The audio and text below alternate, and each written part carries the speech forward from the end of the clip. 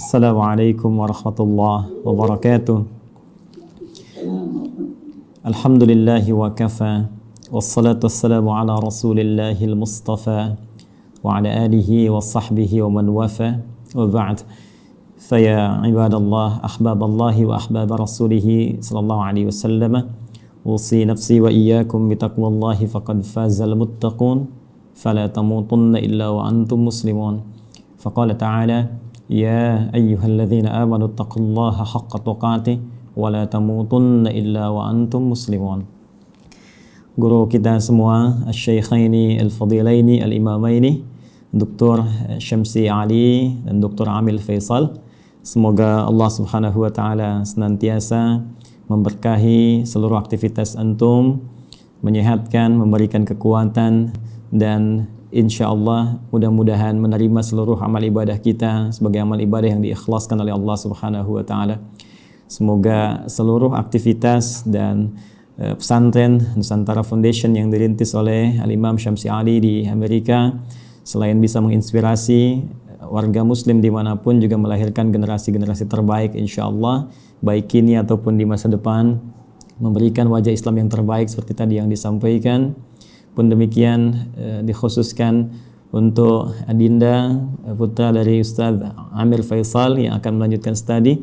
Semoga Allah senantiasa berikan taufik, istiqamah untuk tafaqquh fid din, dan kembali untuk bisa menyampaikan risalah pengetahuannya seperti yang diamanahkan dalam Al-Quran surah ke-9 At-Taubah di ayat 122 itu.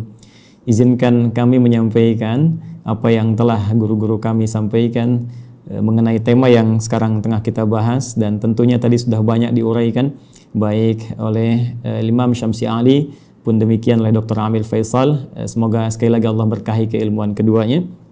Izinkan kami kemudian merinci dari apa yang tadi telah disampaikan dengan 3 aspek bahasan utama. Kita akan mohon izin mulai dengan muqaddimah tentang mengapa kita diciptakan. Kemudian yang kedua, apa korelasi antara penciptaan dan tugas kita sebagai manusia dengan Al-Quran.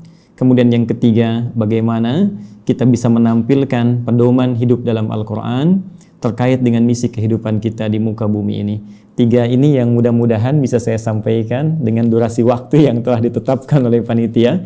Tadi ada sekitar 20 menit ya. Mudah-mudahan sampai 20 menit ini, dan kalaupun boleh bisa disesuaikan dengan kultum barangkali Ustaz Syamsi Ali ya, kuliah terserah antum gitu. Jadi waktunya bisa kita maksimalkan insyaallah. Baik, bismillahirrahmanirrahim. Mohon izin karena kita temanya Al-Quran, jadi saya akan mencoba mengurutkan topik bahasan kita sesuai dengan urutan-urutan dari ayat-ayat Al-Quran insyaallah. Kita mulai pertama terkait dengan kenapa kita diciptakan oleh Allah Subhanahu wa taala, apa tujuan utamanya, sehingga nanti kita bisa temukan hikmahnya dan korelasinya dengan Al-Quran. Seperti diketahui bahwa seluruh makhluk yang diciptakan oleh Allah Subhanahu wa taala, baik bernyawa ataupun tidak bernyawa, maka tujuan utamanya, puncak dari misi kehidupannya adalah untuk beribadah kepada Allah Subhanahu wa taala. Ini poin utamanya. Saat Allah menciptakan malaikat, ya, malaikat tidak diciptakan kecuali hanya untuk beribadah, walaupun tugasnya bisa beragam. Ada yang bertasbih saja, bertahmid saja, bertakdis saja, Al-Baqarah ayat ke-30. Ada yang kemudian tugasnya memikul arsy saja, ada yang menurunkan wahyu, ada yang kemudian menurunkan rizki dengan izin Allah. Tapi seluruh puncak dari tujuan penciptaan itu adalah dalam rangka taat kepada Allah Subhanahu wa taala tanpa maksiat sedikit pun. Quran surah ke-66 ayat yang ke-6. La ya'sunallaha ma amarahum wa yaf'aluna ma yu'marun. Jadi kalau kita ambil misalnya makhluk dalam konteks tertinggi, sempurna diciptakan dalam arti tidak ada potensi untuk berbuat maksiat dan selalu ada dalam jalur ketaatan, yaitu malaikat. Malaikat pun tidak diciptakan oleh Allah kecuali tujuan utamanya untuk ibadah. Ya, pun demikian kita kembali kepada manusia ataupun juga dengan jin. Kalau kita ingin satukan keduanya, ya, jin tentunya diciptakan sebelum manusia, jadi saya dahulukan ya, setelah malaikat kemudian jin, saya dahulukan sebelum manusia. Quran surah ke-15 Al-Hijr ayat ke-27. Wal janna khalaqnahu min qablu min naris samum. Ya, sedangkan jin itu kata Allah kami ciptakan sebelum manusia dari materi yang berbeda, dari api yang menyala-nyala. Baik, pun demikian dengan manusia setelahnya.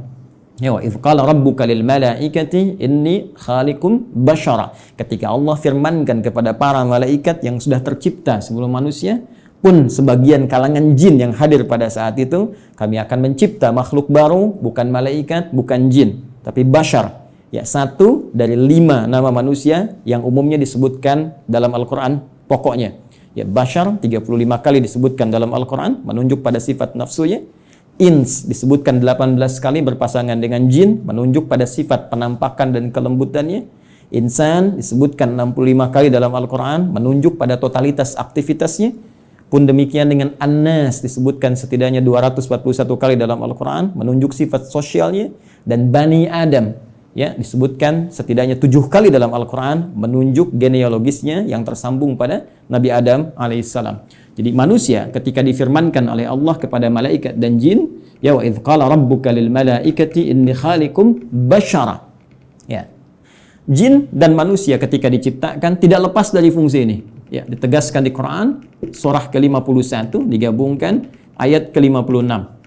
Ya, paling kanan sebelah atas di mushaf standar Allah berfirman, "Wa ma khalaqtul jinna wal insa illa liya'budun." Ya, dan tidaklah aku ciptakan jin dan seluruh manusia itu kecuali tujuan puncak pokok ya, tujuan